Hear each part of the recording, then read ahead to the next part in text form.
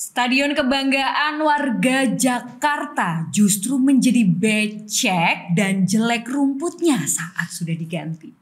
Rumput JIS yang dipasang sebelumnya di masa Anies Baswedan padahal sudah standar FIFA.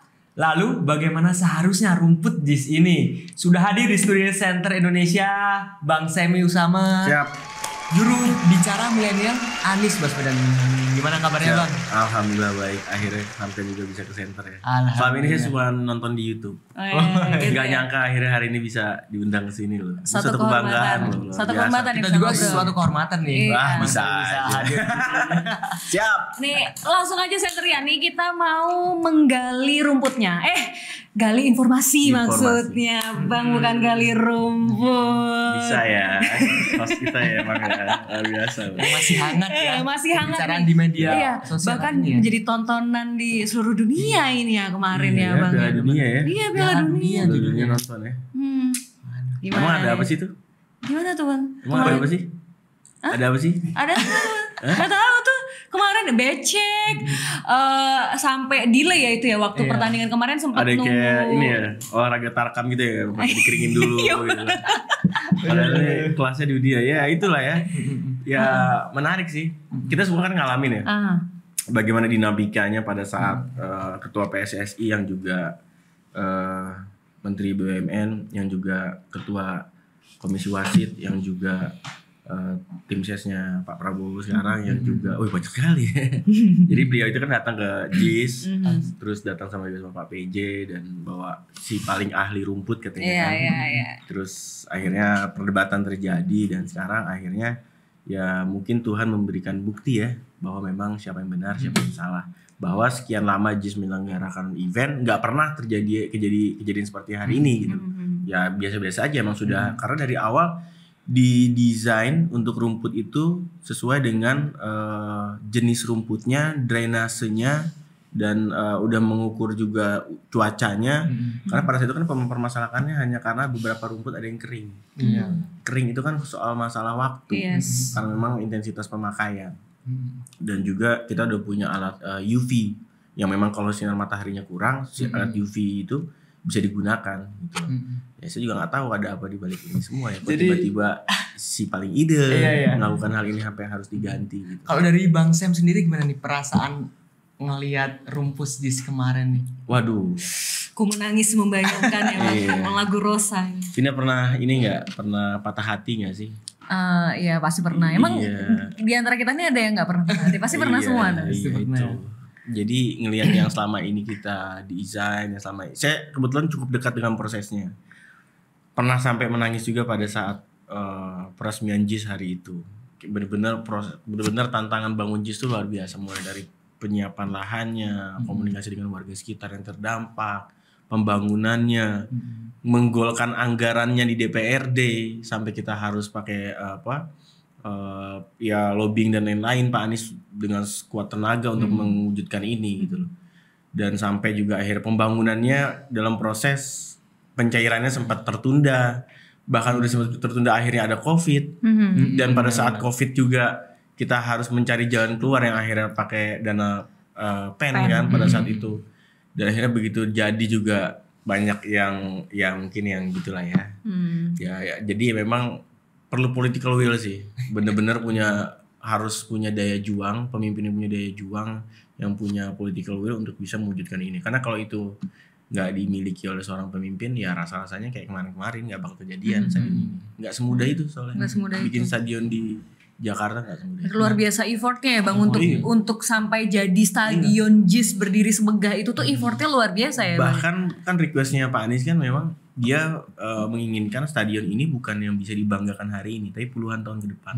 Makanya didorong stadion ini harus green building, yang ramah lingkungan, yang memang juga kualitasnya semua nomor 1. Dan alhamdulillah kejadian semua. Memang yang beliau harapkan, dan beliau juga sering banget datang. Prosesnya mulai dari 0, 25%, 50%, berkali-kali dia datang. Jadi benar-benar mantau gitu ya. Mantau Anies banget. Dan dia juga ingin memastikan bahwa tenaga kerja yang digunakan harus orang Indonesia. 100% gitu. 100% orang Indonesia. Harus Luar anak biasa. bangsa kita ya Harus Bang ya. anak bangsa kita yang memang karena beliau sangat percaya hal itu. Sehingga akhirnya ya sekarang bisa dibuktikan. Walaupun ada anak bangsa yang mungkin pada saat kemarin merasa ya katanya rumputnya nggak standar FIFA gitu ya. Tapi ya udahlah. Ya semua bisa menilai ya. Publik hari ini bisa nilai semua seperti apa hasilnya dan mungkin ke depan kalau misalnya ada hal-hal seperti ini lagi ya udah kita cukup tahu aja dan tahu juga ke depannya akan seperti apa kejadiannya lagi. Biar masyarakat menilai ya, Bang. Bang, Kita sambil minum ya? Oh iya, boleh. silakan Bang. Ini dari Cafe Pejuang. Dari Bang. Cafe Pejuang. Kopi dari Cafe Pejuang. Gimana Bang? Enak? Wah speechless enak banget nih. Oh, keren. Ini ada di mana kami pejuang lo beli? Ini ada di Lebak Bulus, di bawah stasiun MRT itu, Bang. Instagramnya ada? Ada. Instagramnya apa?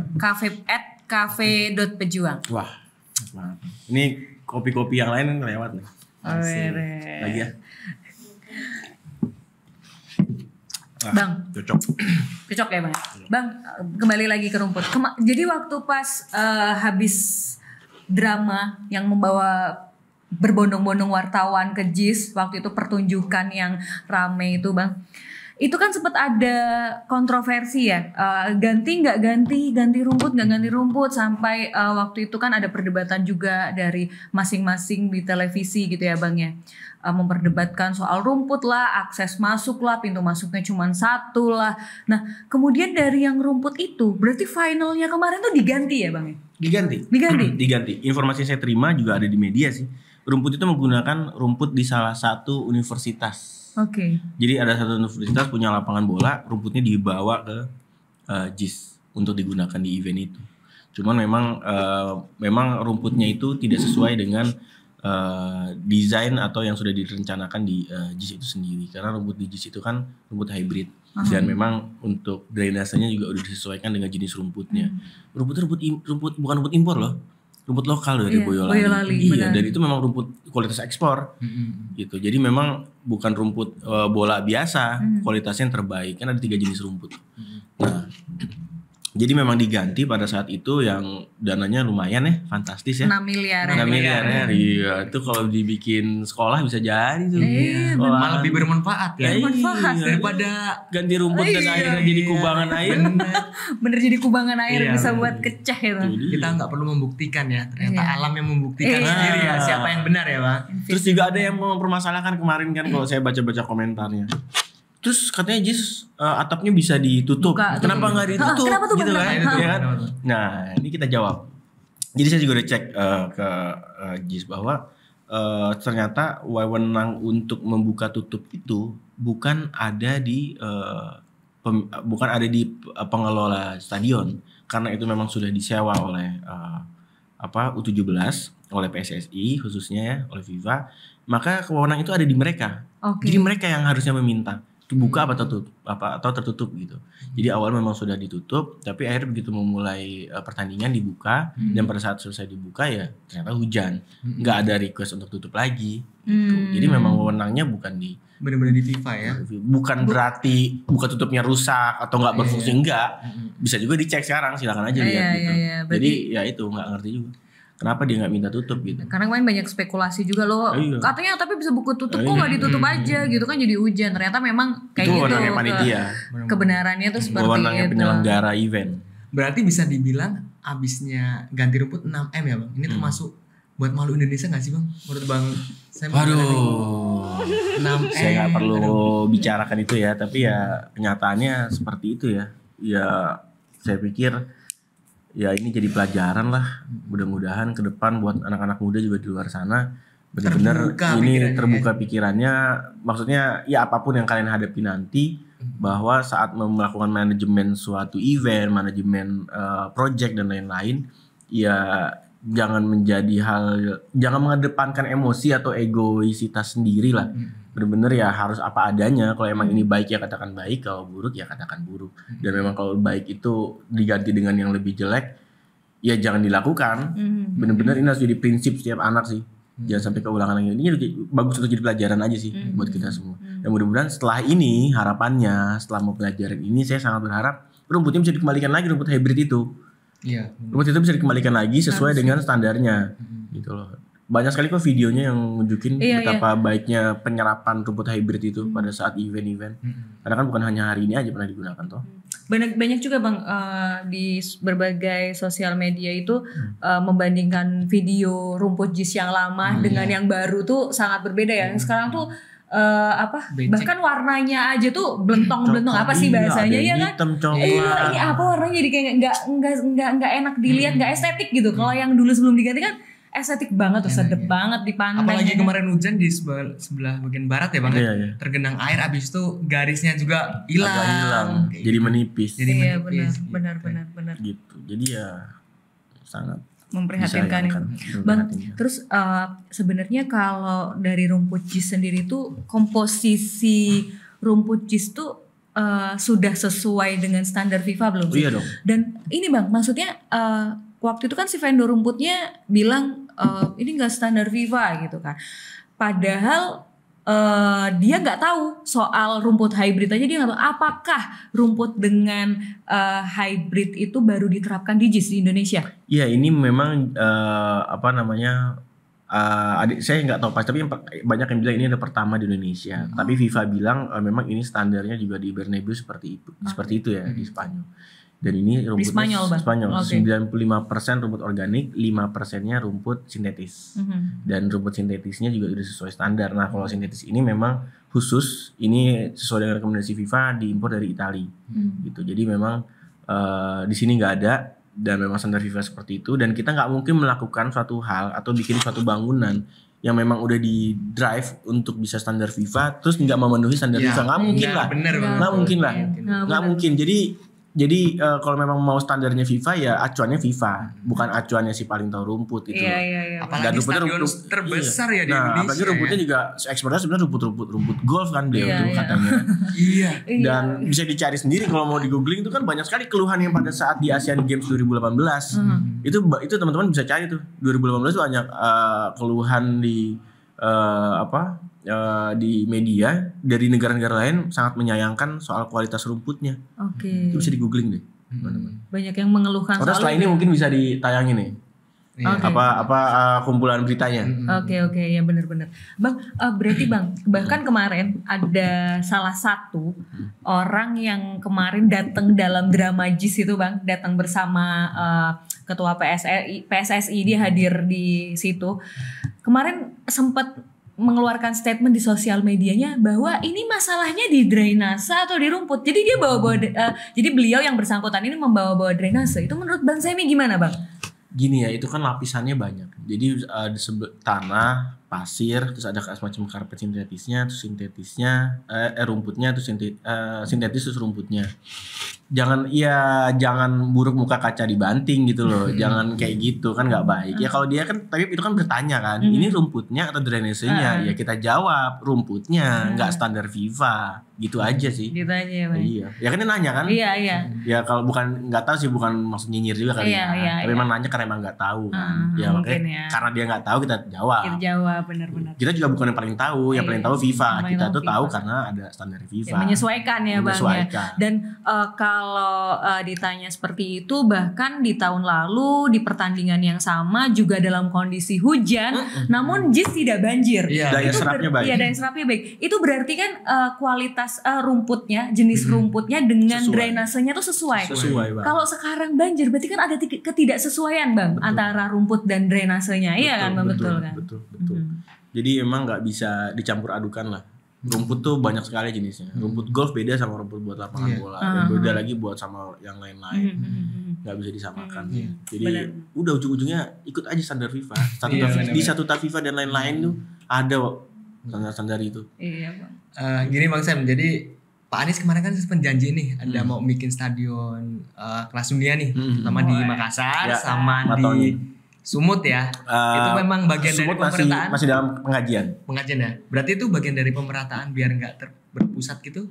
Gimana tanggapan Bang Sam? Bukan, iya sebenarnya bukan pemerataan, tapi memberikan hak untuk anak-anak muda yang dan mendukung dunia sepak bola Indonesia untuk bisa lebih baik lagi. Karena kita kalau mau perang tapi senjatanya nggak baik, nggak bagus, gimana mau menang toh? Gitu. Fasilitasnya. Jadi fasilitasnya, dan itu bentuk dari perhatian. Makanya itu yang mereka lakukan di Jakarta juga, bahwa memang harus didukung oleh standar yang baik. Jadi kalau mau pemainnya standar internasional, ya stadionnya juga harus standar internasional toh. Tuh, dan rumputnya juga harus standar internasional, bukan rumput lapangan golf lagi-lagi. Agak kesel ya saya. Minum kopi dulu deh kalau gitu. Emosi, Bang. Kopi pejuang dulu deh. Emosi ya Bang ya. Ngelihat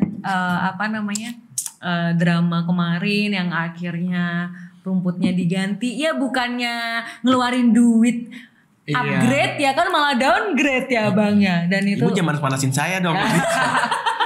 jadi kesulut nih Bang, kesulut. Jangan dong. Bang, 6 miliar tuh bukan uang sedikit Bang. Iya. Itu alangkah lebih Itu bisa bijaksananya. bayar gaji guru kontrak atau honorer. Untuk bisa dinaikkan lagi gajinya sih, meningkatkan kualitas. Wah banyak banget. Banyak banget. Bisa buat bayarin BPJS kelas 3 untuk puluhan ribu orang mungkin 6 miliar itu.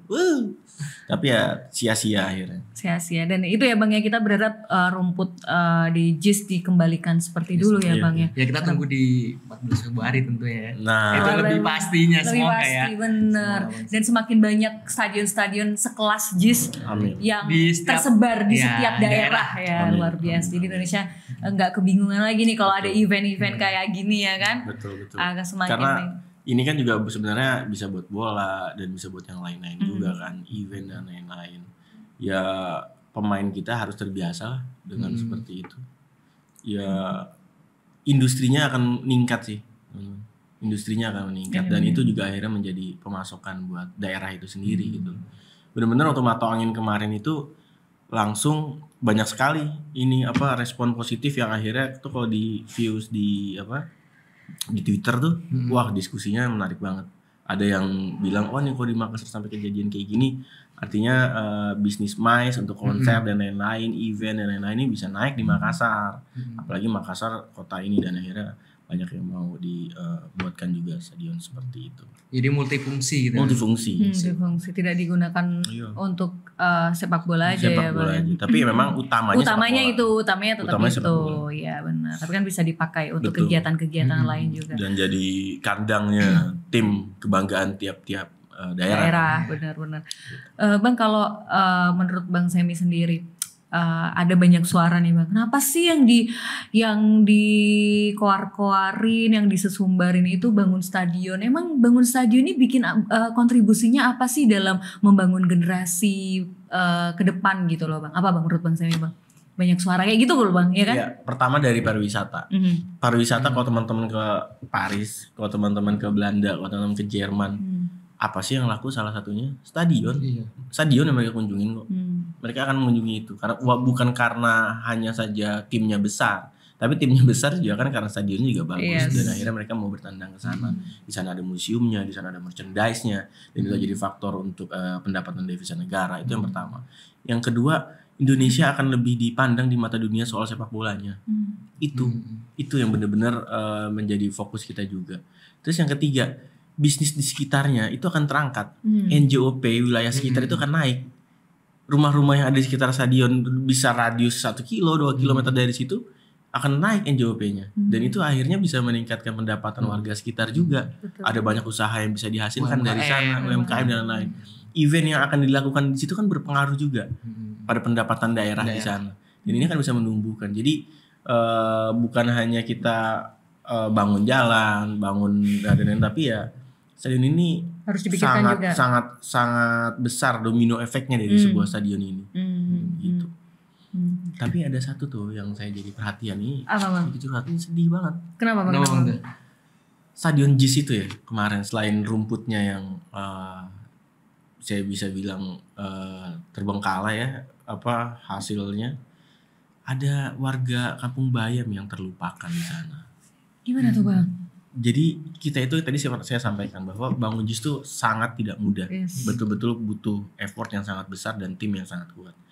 Di awal tuh kita kan ketemu sama warga Kampung Bayam, warga yang terdampak atas pembangunan stadion JIS. Warga ini tuh udah berkali-kali digusur. Akhirnya Pak Anies meminta untuk warga ini nggak boleh digusur. Dia nantinya saat stadion jadi, warga ini juga harus berdampak ekonominya ke warga sekitar. Kita nggak berbicara masalah hak tanah, kita nggak berbicara masalah legalitas dari tiap-tiap orang. Mereka ini adalah warga Indonesia, mereka warga Jakarta, mereka punya hak di atas tanahnya sendiri untuk bisa tinggal dan tumbuh di situ anak-anaknya. selama ini pola pikirnya selalu mereka adalah orang-orang ilegal yang harus dikeluarkan dari sana. Ya itulah hatinya Mas Anies ya. Saya nggak tahu tuh terbuat dari apa. Bener-bener kita tuh nggak sampai ke sana karena selama ini saya juga mungkin melihat ya harusnya warga yang nggak punya legalitas ya berarti digusur. Ini kan sama aja kayak VOC. Oh iya benar. Ya kan? Apa bedanya kita sama Belanda? Ya kan? Yang punya hak tanah aja bisa digusur, apalagi nggak punya gitu. Tapi sudut pandang Mas Anies itu beda. Sudut pandang Mas Anies itu dia melihat ini adalah rakyat Indonesia, bahwa Indonesia merdeka itu untuk menggelar kesejahteraan loh, bukan hanya kemerdekaan. Iya. Justru pada saat kemerdekaan itu, merebut kemerdekaan itu kita udah selesai. Ya setelah itu justru ini tujuan kemerdekaan dan melunasi janji kemerdekaan itu yang harus dilakukan oleh setiap pemimpin di Indonesia. Adil dan mensejahterakan ya Bang. Dan berpihak ya Bang, keberpihakannya jelas ya Bang. Betul, dan itu dijanjikan sama Mas Anies, kita proses, kita jalankan, bahkan bangunan untuk warga yang nantinya akan menempati itu kita disesuaikan dengan kebutuhan warga. Jadi bukan yang kita ini kita bangun, kita desain, nih jadi tertinggal, enggak. Kita libatkan, ayo ibu maunya kamarnya berapa? Ibu mau kamar mandi berapa? Luasnya berapa? Mau tingkat apa enggak? Butuhnya apa aja? Langsung, Pak kita butuh ada musola, Pak kita butuh ada masjidnya, Pak kita butuh pokoknya kamarnya yang kecil-kecil, kamarnya harus yang minimal sekian. Oke. Pak kita kamar mandinya kalau bisa jangan duduk ya, kita orang kampung harus yang jongkok gini. Oke. Pak kalau bisa airnya gini. Semua kita sesuaikan, kita list dan kita jadikan. Dan itu semua jadi kenyataan hari ini. Teman-teman bisa lihat sendiri ya kalau udah ke JIS ya. Kalau JIS semua bisa lihat sendiri. Tapi apa yang dilakukan, Pak? Di saat akhir-akhir masa jabatan Mas Anies ini saya merinding. Ya. Sama-sama Mas Anies, mereka tuh nangis, Pak. Pak terima kasih kami tidak pernah merasakan ada orang yang bisa melunasi janji. Bener-bener mereka sangat berubah. Sebelumnya begitu mereka melihat ada orang Pemprov DKI gitu ya pakai itu, wah itu langsung trauma ya, mereka lakukan sendiri. Defense. Kita masuk ke sana itu bisa ngeluarin golok Pak, karena mereka berkali-kali digusur, di PHP-in ya Bang. PHP ini dan lain-lain. Tapi kali ini bener-bener ada tuh videonya tuh, kalau teman-teman lihat tuh warga peresmian Kampung Bayam itu dipelukin, diciumin Mas Anies, itu luar biasa. Dan mereka pada saat di akhir masa jabatan Mas Anies pada saat peresmian, mereka sudah tahu siapa namanya, keluarga apa, tinggalnya di unit nomor berapa setelah jadi ini. Udah dibagikan, tapi akhirnya begitu Mas Anies selesai, prosesnya tidak berjalan dengan baik.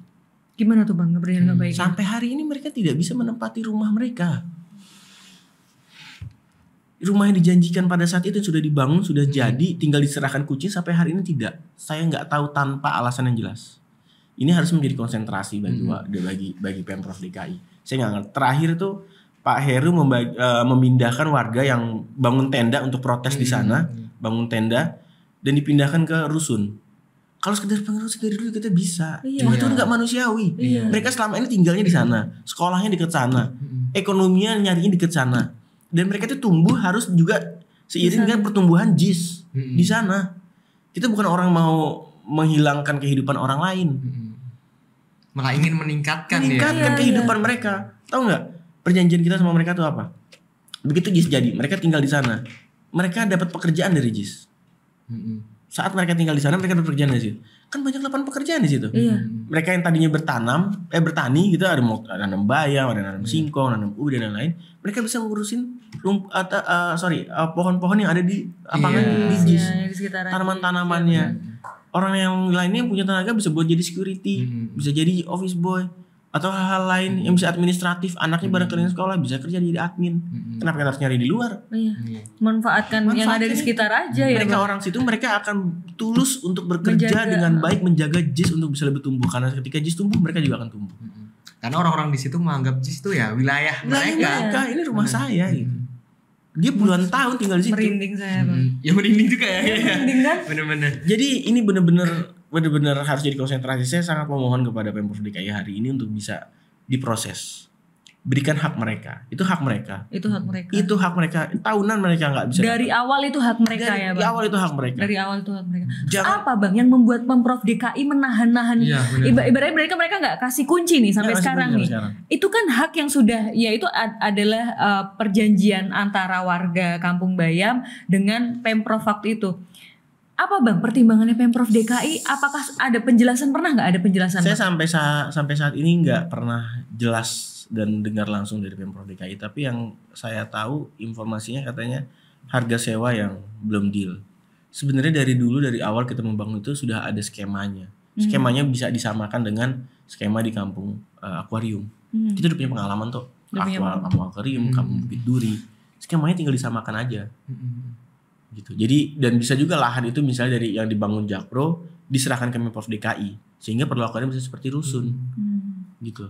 Ini jangan kayak orang yang nggak mampu tapi diperlakukannya karena ini bangunannya bagus gitu ya. Ini jauh lebih bagus. Memang bagus sih. Jauh lebih bagus daripada rusun-rusun yang dulu pernah ada. Gitu. Jauh lebih bagus karena memang ada kantinnya, ada ruang pertemuannya, ruang luas, ada mezaninnya di atas, toiletnya bagus sekali. Vina pernah ke sana kan, lihat langsung kan? Kayak apartemen sih. Yes, emang kayak apartemen dan luar biasa ya Pak Anies kalau memikirkan bagaimana dia memikirkan kesejahteraan warganya gitu kan, kesejahteraan hidup yang layak ya. Beliau selalu menekankan nilai-nilai itu ya. Waktu pas lihat Kampung Bayam tuh juga aku terpesona sih sama Bang. Wah, gila keren banget kayak apartemen ini. Benar kayak apartemen-apartemen di ibu kota gitu, di pertengahan kota gitu ada kan. Lapangan bola khusus anak-anaknya. Ada lapangan bola khusus anak, iya. Tempat berkumpul warga, ada kantin yang tadi seperti Bang Sam bilang. Bang. Berarti semenjak Pemprov di PJRU ini baru ada masalah-masalah gitu ya Bang? Sejak PJRU. Saya Ya, lu kan waktu di era Anies ya kan nggak kayak gitu. Ya berarti kan jelas dong di era siapa.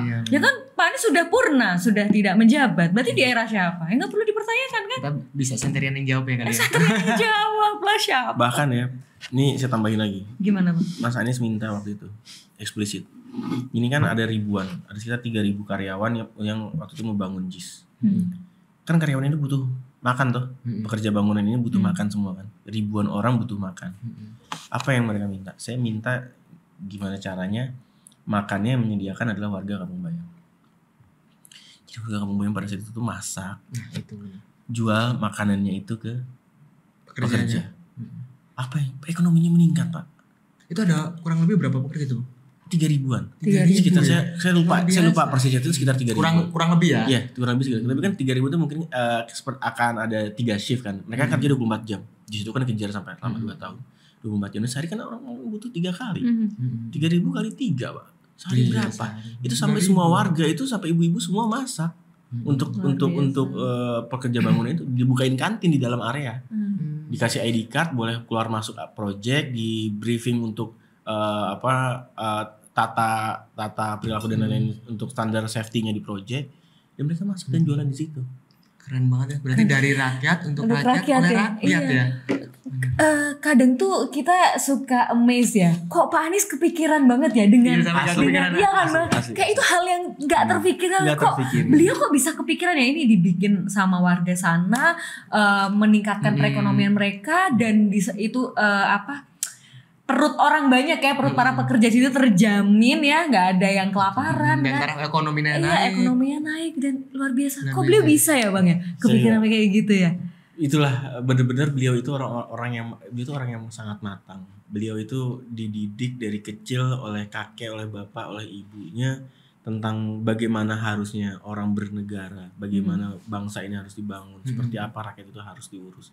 Sampai akhirnya beliau ajawantahkan dalam berbagai program. Dia di Indonesia Mengajar, dia ada masalah tentang pendidikan di pelosok dan akhirnya dia ciptakan Indonesia Mengajar, dan dia juga akhirnya bisa jadi rektor, dan pada rektor dia lihat concernnya untuk pendidikan itu harus ada pendidikan anti korupsi dan diwajibkan. Jadi hal-hal seperti itu memang sangat amazing beliau tuh, betul-betul matang dalam berpikir dan keberpihakannya sangat jelas. Itu sih memang jadi rujukan buat kita lah, bagaimana menjadi warga negara, dan rasanya sangat pantas beliau kita sebut sebagai negarawan. Bukan politisi. Karena politisi itu mikirin diri sendiri dan kelompoknya. Negarawan itu mikirin bagaimana rakyat ke depan. Bukan pemilu ke depan ya. Kalau politisi biasanya kan pemilu ke depan gimana nih? Jadi kemudian gimana rakyat nih ke depan nih? Jadi ya itulah. Ya dimana di sini keberpihakan pada rakyat itu bukan hanya pepesan kosong nih di era Mas Anies ya kan Bang.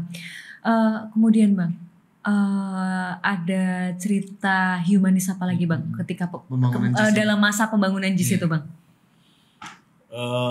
Ya yang jelas tadi kantin, terus ini ya, ini jadi awal pengen dibangun JIS tuh ya. Saya waktu itu ditugaskan untuk baca situasi warga di sana. Oke. Sampai jadi benar-benar kampung baik. Jadi proses tadi saya cerita prosesnya panjang sekali. Kita bukan hanya bikin desainnya, tapi kita juga harus masuk ke warga dengan cara yang baik dan benar. Tadi saya juga sampaikan bahwa kalau masuk sana tuh Pemprov udah langsung mereka trauma dan nggak bisa langsung menerima. Apalagi juga mau diajak komunikasi pun akan sulit. Apalagi ngajak komunikasi ya dari kelurahan, dari kecamatan itu akan memakan waktu yang sangat panjang. Jadi saya masuk ke sana. Bilang mau silaturahmi, ya memang juga saya aktivis sosial, pengen melihat hal seperti itu. Benar-benar itu gang yang sempit, kanan kirinya rumah, di situ tempat prostitusi, di situ tempatnya sangat becek, pengap, dan saya terlihat seperti banyak unsur-unsur dari kejahatan. Saya bisa jadi itu narkoba, bisa jadi itu segala macam lah. Itu sepertinya ada di situ semua gitu. Karena saya sering bolak-balik masuk sana. Dan pada saat itu saya komunikasi dengan tokoh-tokohnya, ajak ngobrol, baca situasi dan dilaporkan ke Pak Gubernur pada saat itu. Dan akhirnya memang harus ada cara untuk menemukan warga, pimpinan-pimpinan kelompok di sana dengan gubernur langsung. Kalau misalnya kita temukan langsung atau mereka diundang ke sana, nggak mau. Kalau misalnya dikomunikasi sama timnya gubernur Nenen akan sulit dan akan panjang prosesnya. Akhirnya Pak Anies minta, kalau gitu saya harus langsung ketemu ke warga. Saya harus ketemu warga, saya harus bicara langsung sama warga untuk kulunun, untuk izin bahwa lahan ini akan digunakan, tapi kita nggak akan melupakan kalian, kita akan urusin kalian. Langsung terjun. Pak, nggak mungkin. Ini nih Bronx gitu loh. Iya benar. Bila ini Bronx, Bapak kalau masuk sana, Bapak perlu keamanannya Bapak gimana ya? Yang ada mereka merasa akan digusur dong. Wah ini banyak keamanan, banyak entah satu PP, entah apa ini gimana ada polisi. Wah ini saya mau digusur. Ya nggak bakal bisa masuk kita di sana. Ya saya nyamar aja. Gila kan? Kepikir gak? Dia berani mau nyamar. Ini bukan nyamar buat tampil di media dan ini nggak pernah muncul di media. Iya, ini nggak pernah diungkapkan di media. Dipublikasikan Ini baru sekarang nih, ini eksklusif juga nih. Eksklusif nih kita nih. Saya punya foto-foto itu. Dan beliau ke sana, beliau masuk. Terus gimana caranya Pak? Ya udah. Jadi mobil gubernur itu tanpa pengawalan datang, jaraknya agak jauh dari gangnya Kampung Bayam. Kita siapkan motor. Pada saat itu juga dibantu sama beberapa aktivis sosial. Beberapa aktivis sosial pada saat itu memang aktivis pendidikan, aktivis lingkungan di sana yang memang akhirnya ngebantuin kita dan memang secara silent. Akhirnya kita sampaikan ke warga pada situ bahwa ada dari kami yang mau komunikasi, mau silaturahmi. Tolong disiapkan. Oh ya udah disiapkan akhirnya di kebun warga, kebun bayam di situ. Tapi ya kita nggak bilang itu siapa. Akhirnya Pak Anies duduk agak jauh, semua silent. Ini gak ada yang tahu lah. Kita siapkan motor. Beliau dari mobil itu sudah pakai jaket besar, pakai masker. Waktu itu belum COVID, tapi pakai masker muka, pakai helm. Turun dari mobil langsung naik motor.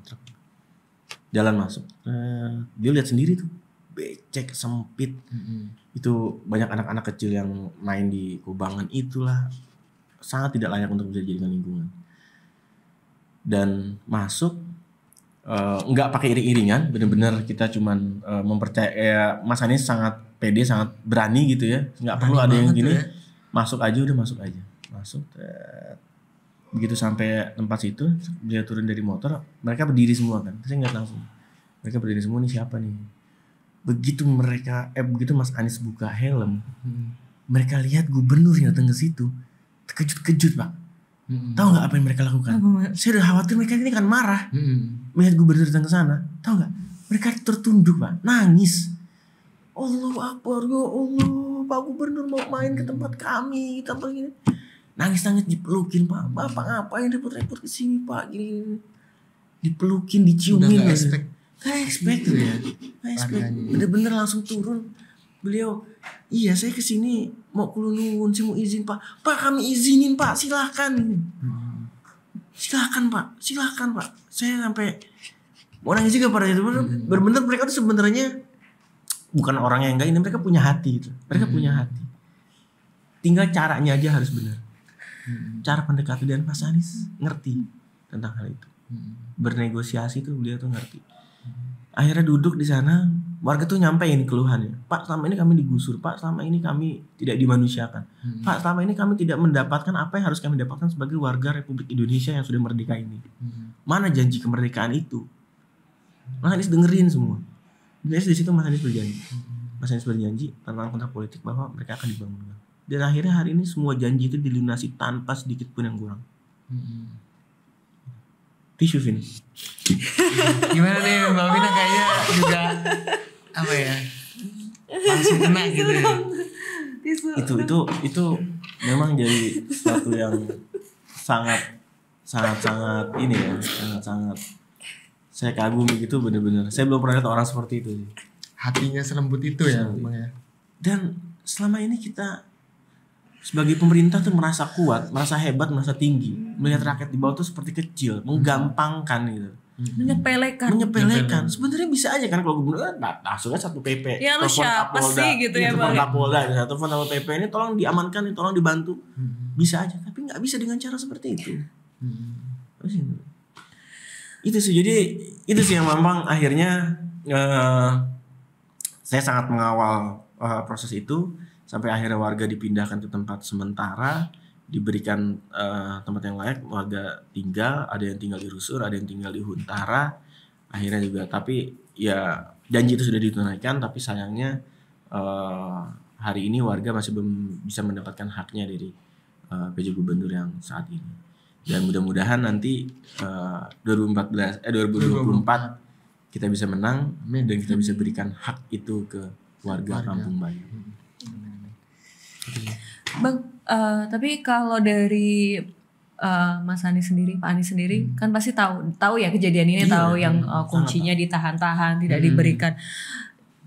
Udah pernah ada upaya-upaya Pak Anies membantu komunikasi? Ada, terus Mas Anies minta ke kita untuk bisa terus.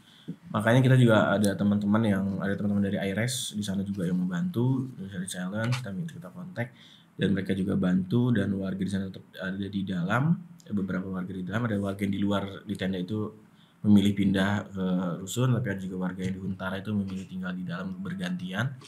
Dan kita juga udah masuk ke DPRD, warga dipanggil audiensi sama fraksi Nasdem DPRD, didengarkan pendapatnya, dan saya lihat fraksi Nasdem juga sudah berusaha mengajak yang lain juga, udah dari koalisi ya, dari PKS dan PKB untuk bisa menggolkan ini dan mendorong ini supaya bisa warga bisa mendapatkan haknya. Tapi kelihatannya sampai saat ini masih belum ada perubahan ya di sana. Belum ada perubahan. Perubahannya pada saat itu ya hanya warga yang di di tenda dipindahkan ke Rusun. Terus jadi bangunan ini untuk apa ya? Ya, sampai sekarang masih ya? Loh, bukan banyak, belum diisi ya Bang ya? Belum ya kosong ya sekarang ya. Hanya warga memang yang ngotot untuk bisa menempatkan itu, dan mereka bilang ini rumah saya. Kenapa saya perlu diusir dari sini? Pada saat kemarin U17 juga kan mereka mau diusir karena ada event internasional di sana. Terus warga di sana mau diusir. Loh, ini rumah saya. Saya bilang nggak bisa. Teman-teman nggak boleh keluar dari sana. Ini kan rumah teman-teman. Mereka bilang ini rumah saya. Kenapa saya harus diusir di rumah saya? Jelas kok. Ada keputusan wali kota. Udah ada suratnya. Pada saat itu kita butuh. Jadi suratnya sangat kuat. Bahwa di wali kota sudah mengeluarkan surat. Namanya, nomor kakaknya, unitnya nomor berapa. Itu udah ada kok. Jelas. Udah datanya udah lengkap ya Bang. Udah lengkap. Tinggal masuk kok. Tinggal diberikan haknya. Saya juga nggak ada apa ya? Jadi kita jadi bertanya-tanya, kenapa itu kan mubazir ya, tidak ada yang pakai ya kan, malah jadi kosong. Yang memang itu harusnya berpenghuni, jadi nggak ada yang nempati. Terus buat apa gitu loh? Apa ada kepentingan? Nah, apa tuh Bang? Ada kepentingan melihat. Tapi ada juga kan Bang kalau ada gitu ya? pasti bisa jadi. Saya juga nggak melihat apakah ada administratif yang masih kurang atau ada kepentingan yang lain atau apa, saya juga nggak tahu. Tapi ya itulah ya. Berarti jangan menyepelein milih pemimpin ya Bang, harus bener-bener yang bener ya. Karena sekarang tuh banyak Bang orang yang mikir gini, alah gue mah siapa aja presidennya ya kita tetap cari makan sendiri, tetap kerja sendiri gitu kan. Ya padahal kan beda pemimpin beda kebijakan. Iya kan Bang, betul kan Bang? Dan harus menengok rekam jejak. Rekam jejak, pastinya. jangan mau dibodohi. Jangan cuma ngomong-ngomong doang. dengan narasi-narasi Narasi, pembodohan. tapi sebelumnya belum pernah dikerjakan. Iya. Kan makanya kalau kita mau memilih sesuatu tuh kan harus nanya kan sama yang udah pernah. Kayak gue milih kopi nih. Lo bilang kan Vin, ini kopi Jong enak bang. Kenapa lo pernah nyobain ini? Gue pernah nyobain, coba. Pasti gue minta referensi dari lo kan. Iya. Yang udah lo karena menurut lo udah terbukti kan. Iya, udah Udah enak, terbukti ya. udah enak nih bang. Lo cobain ini enak banget. Rekam jejaknya udah jelas nih. Lo cobain. Ternyata enak. Kan gitu kan. Bener. Jangan milih yang cuman katanya gitu. Ya, Tapi belum ada buktinya. Belum ada buktinya. Ya atau kemasannya terlihat bagus nih misalnya. Wah gelasnya bagus, tapi belum tentu rasanya enak, belum tentu bisa terbukti ampuh buat ngilangin stres gue dan kebutuhan gue untuk ngopi gitu kan, belum tentu kan, karena kemasannya kan aja. Happy, ya kan? Ternyata waktu kok rasanya gini. Iya. Atau ada yang bilang, oh ini produk baru loh, masih muda nih produknya nih, keren nih produk baru. Inovasinya bagus nih. Terus iya pas nggak ada tuh referensi yang bilang ini bagus, ya ngapain juga. Iya benar. Kita harus bikin produk yang memang cocok sama kita dan udah terbukti. Kembali lagi ke stadion nih bang. Jadi Siap. kenapa sih Belum Pak selesai nih Anies? stadion. Ya, kenapa sih Pak Anies itu ada kepikiran tuh membangun stadion langsung berstandar FIFA gitu, grand building, habis itu nggak kaleng-kaleng lagi ya bang. Gimana sih isi pemikiran Pak Anies sendiri menurut Bang Sam itu? Isinya seperti apa gitu? Ada Beliau orang ini- seperti itu ya? Beliau ini orang yang futuristik. Jadi beliau Visioner. itu melihat masa depan itu harus masa lingkungan menjadi permasalahan. Nah, di masa depan itu harus ada mulai untuk bisa kebijakan hari ini harus bisa menyelesaikan masalah juga atau tidak menambahkan masalah di masa depan. Makanya dia minta untuk bisa di green building itu menjadi prinsip beliau. Nggak hanya itu loh. Beliau kan juga bikin net zero school. School, iya benar. Ya kan? Iya. Itu juga dibikin sama beliau. Terus juga beliau itu bikin program untuk setiap sekolah juga dipasang solar cell.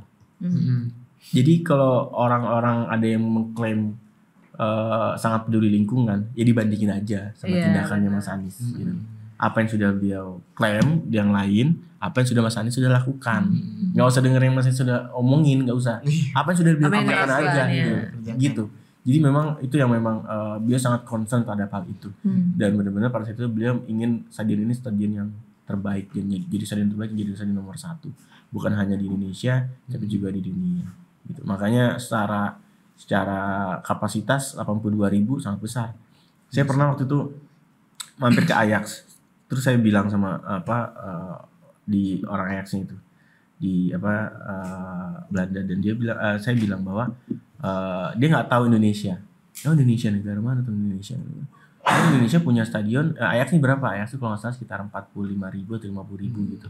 Oh di Indonesia negara gue yang lo nggak tahu itu kita punya stadion 82.000 kapasitasnya. Masa ada yang punya 82.000 negara Indonesia? Ada. Gue kasih tunjuk nih 82.000. Gue bukan Wikipedia bahasa Belanda kan. Dengar dari Wikipedia bahasa Belanda nih di translate. Oh ya really, terus dilihat video yang gue kasih. Gila keren banget negara lo katanya. Keren banget ya negara. Ya bang ya, proud. Iya 82.000 dan ini lo kok terus dia bilang nih kalau gue nih di Ajax tuh bisa buka tutup atapnya. Yes, tenang dulu bos. Tunjuk tuh kita juga bisa buka tutup loh. Lu juga bisa buka tutup gitu. Keren ya. Kayak pelatih Brazil juga kan bang? Iya, pelatih kan bilang dia nggak nyangka. Gak nyangka Indonesia ada stadion punya sebesar itu stadion ya. sebesar ini dan secanggih ini, sekeren ini gitu. Di venue Pildun ya 17. Itulah bang, diakuin sama orang yang di luar negara kita, tapi malah dicaci maki di negeri sendiri. Miris sih. Itulah. Tapi kerennya Pak Anies tuh bisa menganalisa jangka panjang ya. Yes. Jadi kalau Itu dia visioner, iya. Piala Dunia Futuristic. sebelum pembuatan kan nggak kepikiran buat U17 kan, beliau udah buat sendiri. Mungkin program-program yang saat ini beliau akan gagas 20-30 tahun akan depan bakal banget bermanfaat ya. Pemikiran seperti itu nggak bisa didapatkan hanya instan. Yes. Pemikiran seperti itu didapatkan dari Pengalaman dan ratusan buku yang udah pernah dibaca. Bener. Emang keren banget. Itu. Iya. Jadi orang nggak pernah baca, nggak pernah belajar ya nggak mungkin bisa punya pemikiran seperti itu. Gimana mau tajam kalau nggak pernah diasah? Iya benar. Ya Dan kan? itulah kerennya Pak Anies bang. Di balik pembangunan megahnya stadion JIS, beliau tidak luput memikirkan masyarakat yang di sekitar situ ya kan. Membesarkan yang kecil tanpa mengecilkan yang besar. Luar biasa itu memang. Aduh, keren banget deh pokoknya.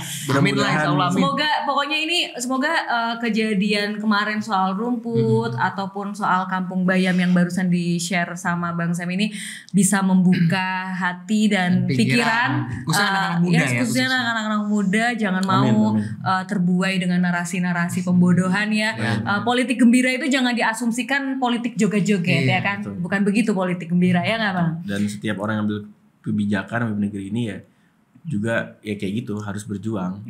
Karena suatu permasalahan yang dihadapi nggak pernah mudah. Yang kalau mudah-mudah aja ya hasilnya nggak akan besar. Jadi yang sulit itu biasa juga kan hasilnya akan besar. Setiap orang harus jadi pejuang. Minum dulu Bang. Bisa banget Bang Sam. Bang, terakhir nih Bang. Sebagai tadi terakhir ya. Enggak, baru ini. Terlalu asik ya. Terlalu asik. Seru soalnya. Sebagai jubir milenial, jubir Timnas Amin Bang. Pesannya apa Bang buat para milenial Gen Z, buat anak muda pada pemilu 2024 yang tidak lama lagi akan berlangsung pada 14 Februari 2024. Ya. Buat teman-teman milenial, teman-teman Gen Z di luar sana, anak muda, ke depan tuh tantangan Indonesia akan makin besar. Bukan hanya masalah perang antar negara dan lain-lain, enggak. Kita punya janji teman-teman, kita punya janji yang harus kita lunasin. Ingat deh, janji kita apa sih? Janji kita itu melunasi janji kemerdekaan, Pak. Itu janji seluruh rakyat Indonesia dan beserta pemimpin-pemimpinnya. Ini harus kita lunasi. Jadi ini nggak bisa diselesaikan oleh satu orang, nggak bisa diselesaikan oleh dua orang, capres, cawapres atau presiden wakil presiden. Ini harus diselesaikan semua. Yang terbukti pernah melibatkan sebanyak-banyaknya publik untuk menyelesaikan janji kemerdekaan ini hanya Mas Anies Baswedan.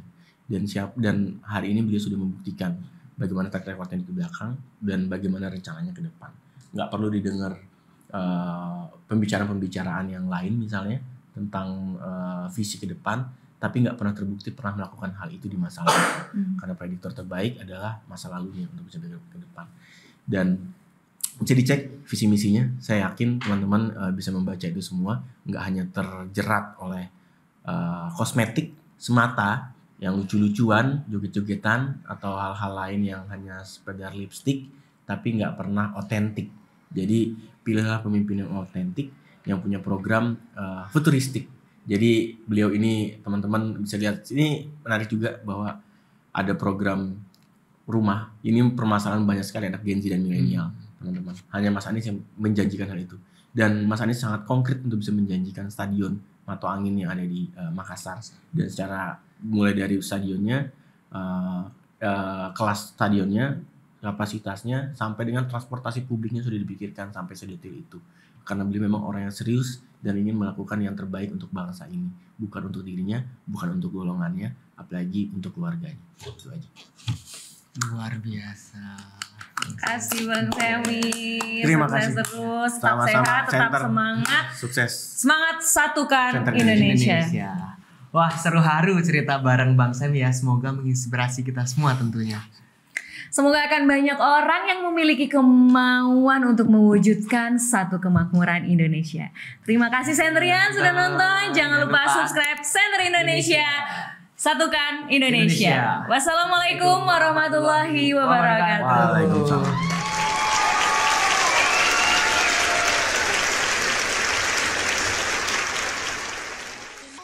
Bersama Center Indonesia kita ikut jadi supporter Timnas Amin Anies Muhaimin yuk Centerian.